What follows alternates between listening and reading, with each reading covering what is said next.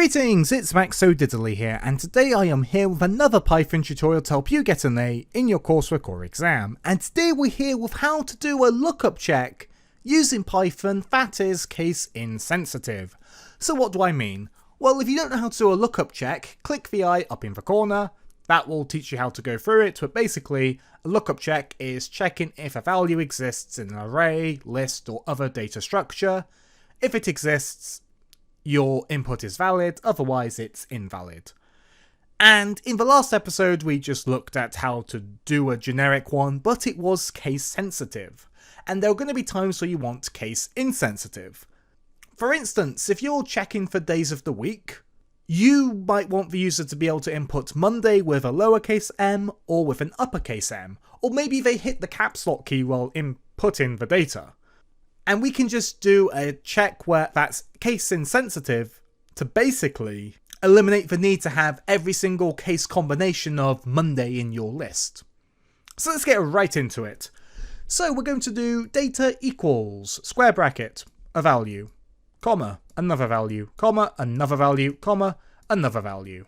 By the way, don't try this using numbers, you kind of can't make a number case insensitive, just a heads up.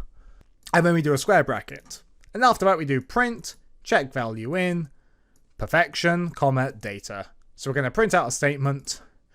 We're going to call a function called check value.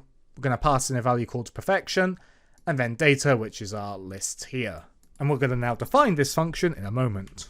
So the first line is def check value in, value, and data list. So def is short for define.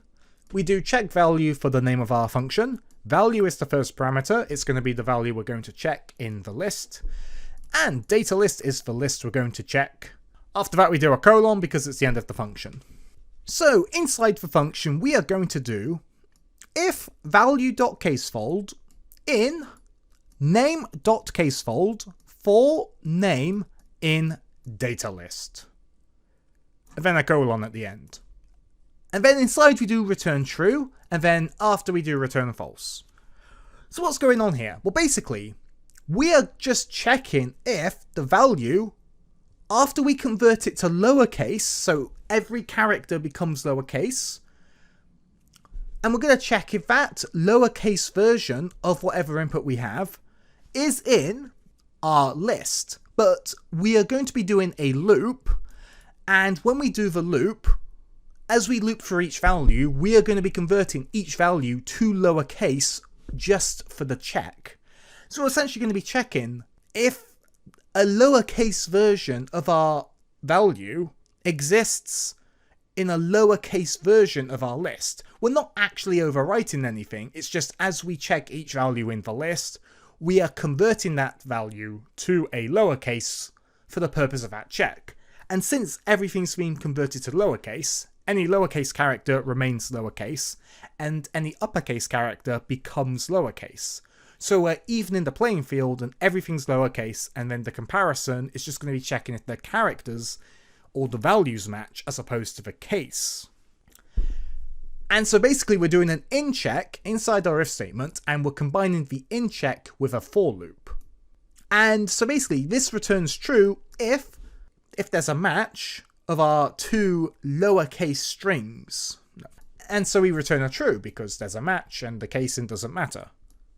If there is no match, we return a false.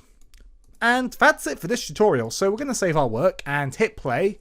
Perfection is our input, and it says true. There's a perfect match. Now we're going to do a lowercase p, Control S, and it says true, because they match. Let's put perf, and then hit play. And it says false, because there's no match.